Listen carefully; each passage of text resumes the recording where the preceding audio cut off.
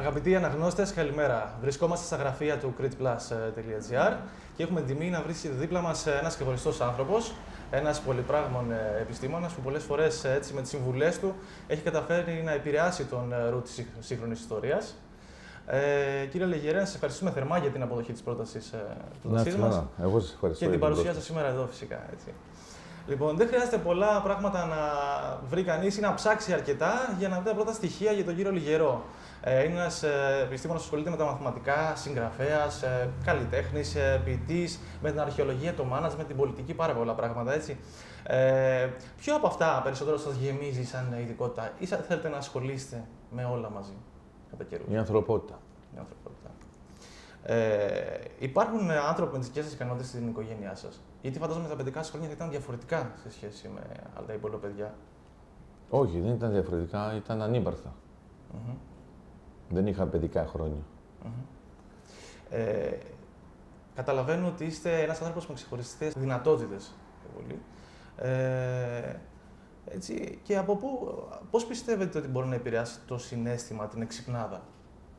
Κοιτάξτε, το συναίσθημα και η νοημοσύνη δεν διαχωρίζονται. Το ένα χρησιμοποιεί το άλλο. Δηλαδή, όταν κάτι σας συγκινεί, αλλάζει και τον τρόπο σκέψης. Ο τρόπος σκέψης μπορεί να προκαλέσει συγκίνηση. Αλλά όταν αυτά συνδυάζονται και μπορεί να έχουν και μία μορφή στρατηγική, τότε μπορεί να παράγεται και χαρά και μεταχαρά μέσω του εγκεφάλου, της σκέψης, αλλά μετά προκαλείται συναίσθημα. Δεν θεωρώ ότι είναι ξεχωριστά αντικείμενα. Το ένα πηγάζει από το άλλο. Είναι σαν να μου λέτε αν προτιμώ το δέντρο ή το χώμα. Μάλιστα.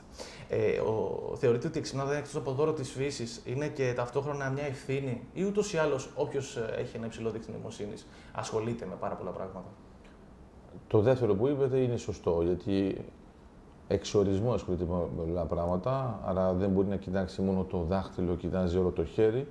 Επιπλέον, όσο αφορά την ευθύνη, είναι μια ευθύνη γιατί όταν συμβουλεύουμε, είναι ότι οι άνθρωποι έχουν ανάγκες, ζητάνε μερικά θέματα, επειδή εμπιστεύονται ένα ειδικό πλαίσιο, περιμένουν κάτι που θα είναι πραγματικά σημαντικό για αυτούς και δεν μπορούμε ποτέ να απαντάμε με ελαφρότητα. Κατά συνέπεια, αυτή η ευθύνη δίνει και ένα βάρος στις αποφάσεις που παίρνουμε και μετά όταν τις παίρνουμε πρέπει να τις υποστηρίζουμε.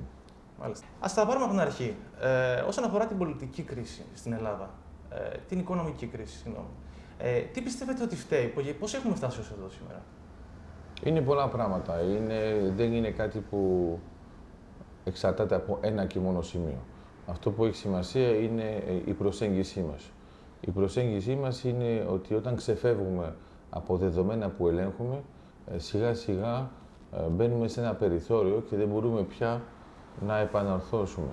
Άρα η ιδέα είναι ότι υπάρχει και ο τοπικός φορέας, υπάρχει και ο εθνικός φορέας, υπάρχει και ο εξωτερικός φορέας. Όταν αυτά συνδυάζονται με έναν τρόπο που επικεντρώνονται στην έννοια του δανείου, είναι πάρα πολύ επικίνδυνο. Δηλαδή, παλαιότερα δεν παίρναμε ένα δάνειο για διακοπές, δεν παίρναμε ένα δάνειο καταναλωτικό. Στη χειρότερη περίπτωση παίρναμε ένα δάνειο για το στεγαστικό. Εμείς πάνω ότι είχαμε την τάση στην Ελλάδα να δίνουμε μεγάλη σημασία στο κεραμίδι. Σιγά σιγά μας ήρθε η κεραμίδα. Και από εκεί νομίζω ότι ένας τρόπος να το αντιμετωπίσουμε είναι αγκιοπλαστική. Αγκιοπλαστική. Ναι. Γιατί η ιδέα ποια είναι? Είναι ότι όταν μπορώ να παράγω ένα αντικείμενο από τη γη μου, όπως βλέπω όταν πήγα στις Μαργαρίτες και βλέπω ανθρώπους να είναι ικανοί, θέλει να πει ότι μπορώ από το τίποτα να φτιάξω ένα έργο. Όταν είμαι σε αυτό το επίπεδο, δεν έχω ποτέ φοβίες και ποτέ φόβους. Όταν όμως δεν ξέρω να κάνω τίποτα, γιατί μου τα παρέχουν όλα, ξαφνικά έχω έλλειψη κρίσης και μου έρχεται μια οικονομική κρίση.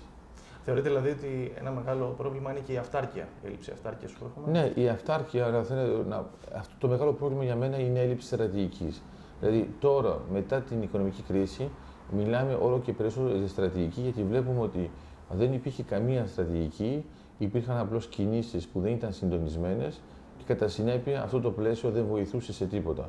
Άρα ξαφνικά εμφανίστηκαν πολλά προβλήματα τα οποία όμως προέρχονται από το υπόβαθρο, το υπέδαφο. Κατάλαβα ότι το πρόβλημα είναι γενικά έτσι ένα πρισματικό πρόβλημα, έχει πολλές πλευρές. Σωστά. Ποιο από όλα αυτά έχει επηρεάσει περισσότερο και μας έχει οδηγήσει εδώ? Είναι λάθος πολιτική, λάθος πολιτικής, λάθος στιγμές ή οι πολίτες περισσότερο? Κοιτάξτε, είμαστε σε πλαίσιο δημοκρατίας, άρα είναι πάνω οι πολίτες που επιλέγουν τους πολιτικούς. Θυμάμαι σε ένα πλαίσιο τρομοκρατίας, είχαν ρωτήσει έναν ειδικό πώς βλέπετε τα πράγματα και είπε: ξέρετε, κάθε λαός έχει την δημοκρατία που του αξίζει. Νομίζω ότι μπορεί να πει το ίδιο και για τους πολιτικούς. Άρα δεν είναι κάτι που έχει ξεφύγει και δεν ελέγχουμε πια ποιος είναι ο πολιτικός που ζει στην Ελλάδα. Απλώς όταν δεν επιμένουμε και μπαίνουμε σε ένα πλαίσιο ανάγκης που είναι μια μορφή πολυτέλειας του τύπου βάλε αυτόν που θέλω εκεί που θέλεις εσύ και με συμφέρει εμένα, υπάρχουν μερικές δυσκολίες. Αυτό που βλέπω, επαναλαμβάνω, είναι μια έλλειψη στρατηγικής. Όταν τα πράγματα είναι πολύ καλά, κανένας δεν σκέφτεται πώς να διορθώσει μια πορεία. Ενώ όταν υπάρχει μια οικονομική κρίση, όλοι σκέφτονται και ξανασκέφτονται τις αποφάσεις που θα πάρουν, γιατί καταλαβαίνουν ξαφνικά ότι δεν είμαστε μόνο στη θεωρία αποφάσεων, όπου ο καθένας είναι μόνος του και λέει: άμα πάρω καλές αποφάσεις θα το κάνω καλά. Καταλαβαίνουμε ότι είμαστε στη θεωρία παιχνίων, όπου οι παίκτες είναι πολλοί. Ανάλογα με τις αποφάσεις που παίρνουμε και αποφάσεις που παίρνουν οι άλλοι, τα πράγματα είναι πιο δύσκολα και δεν τα ελέγχουμε τόσο εύκολα όσο νομίζουμε. Άρα μετά θα μπούμε σε ένα πλαίσιο του τύπου ισορροπίες ΝΑΣ, ισορροπίες Παρέτο, που είναι πιο δύσκολο να το επεξεργαστούμε αν δεν το έχουμε αντιμετωπίσει ποτέ. Λέω απλώς ότι η οικονομική κρίση συνήθως έρχεται από την έλλειψη κρίσης. Τώρα έχουμε περάσει σε μια φάση κρίσης, με την έννοια ότι κρίνουμε αυτά που έγιναν, αλλά πρέπει όμως να κρίνουμε και αυτά που θα κάνουμε. Και δεν πρέπει απλώς να είμαστε παρατηρητές του τύπου ΟΓΕ που λέμε «Α, εδώ έχουμε πρόβλημα, πάλι ένα πρόβλημα, πάλι ένα πρόβλημα». Ωραία. Και ποια λύση προτείνουμε?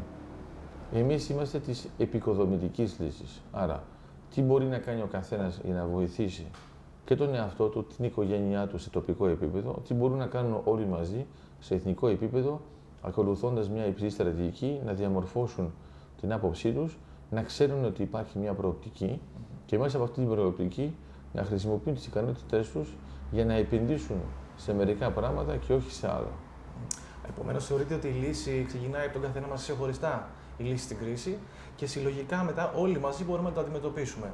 Για μένα αυτό που έχει σημασία είναι η διαχείριση του αγνώστου μέσα της νοημοσύνης και άμα υπάρχει και στρατηγική, τότε θα δείτε ότι τα πράγματα τα βλέπουμε διαφορετικά. Σημασία δεν είναι πώς κοιτάζουμε τον κόσμο, αλλά πώς τον βλέπουμε. Γιατί η σκέψη είναι ικανή να αλλάξει την πραγματικότητα. Αν έχουμε θετικές σκέψεις με προοπτικές, τότε ενώ όλοι κοιτάζουν τα ίδια πράγματα, εμείς βλέπουμε κάτι άλλο. Όταν είσαι ικανός να δεις κάτι άλλο, τότε μπορείς να δεις και το μέλλον. Όταν βλέπεις το μέλλον, τότε το παρόν σου φαίνεται απλώς ένα ενδιάμεσο. Εκεί ακριβώς θέλω να καταλήξω. Όσον αφορά το μέλλον, παλαιότερα υπήρχαν σημάδια που βλέπαμε ότι μπορούμε να οδηγηθούμε στην κρίση, μπορούμε να φτάσουμε δηλαδή, σε αυτό το δύσκολο σημείο στην Ελλάδα. Βεβαίως και υπήρχαν σημάδια. Ένα πολύ απλό. Και γιατί δεν τα αντιμετωπίσαμε? Οι διαφημίσεις. Ήμασταν από τις σπάνιες χώρες που είχαμε τόσες πολλές διαφημίσεις για δάνεια. Είχαμε διαφημίσεις για τα πάντα τα οποία ήταν εκτός του πλαισίου του οικονομικού του καθενός. Άρα αυτό το πράγμα είναι, αν θέλετε, το φούσκωμα της φούσκας. Σιγά σιγά αυτό ξεφεύγει και μετά δεν μπορούμε να το ελέγξουμε. Και λέμε, μα πώς έγινε αυτό? Υπάρχει όμως γενικότερα η αντιμετώπιση, αν θέλετε, σε τοπικό επίπεδο. Δηλαδή, εξηγώ, αν ο Περιφερειάρχης έχει μόνο το επίπεδο μιας υπερδημαρχίας και δεν έχει καταλάβει ότι πρέπει να έχει το επίπεδο ενός υποκράτους, τότε μπαίνουμε σε διαδικασίες που είναι μόνο τοπικές. Οι λύσεις σε τοπικό επίπεδο, στη θεωρία παιχνίων, δεν προσφέρουν ποτέ ολικές λύσεις.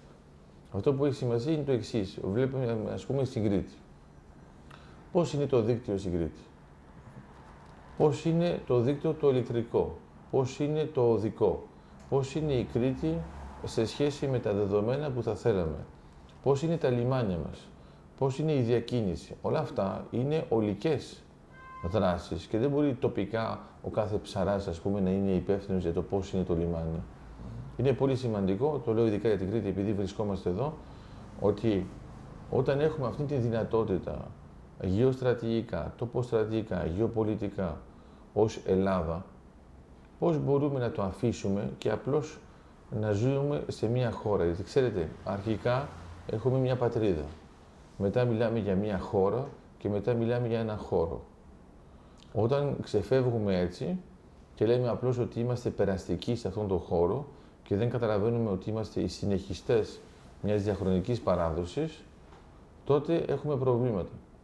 Αυτό που βλέπω γενικότερα, αν θέλετε, και για την Κρήτη, άμα σκεφτείτε πώς έχει λειτουργήσει η Κρήτη, ακόμα και σε επίπεδο τουρκοκρατίας, και τώρα βλέπω πώς περιμένουμε τα πάντα από τους άλλους, λες και δεν μπορούμε να ανταποκριθούμε. Έλεγα πρόσφατα ότι ακόμα και για την ελιά. Εντάξει. Δηλαδή, έχουμε μία από τις καλύτερες ελιές στον κόσμο, ένα από τα καλύτερα ελαιόλαδα στον κόσμο, και το μόνο που κάνουμε είναι να πουλάμε την πρώτη ύλη στην Ισπανία και την Ιταλία και μετά κλεγόμαστε γιατί έχουμε δυσκολίες τοπικές.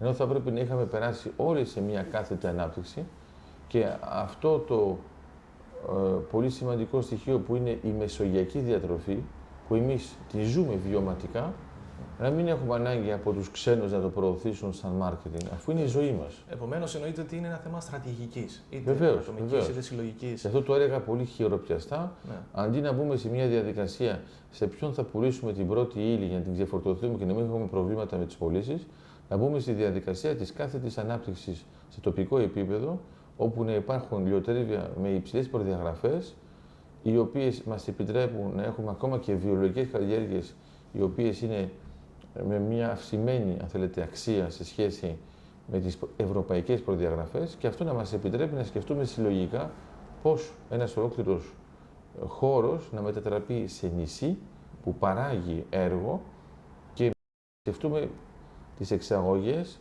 με μια αυξημένη αξία και όχι μόνο με την πρώτη ύλη.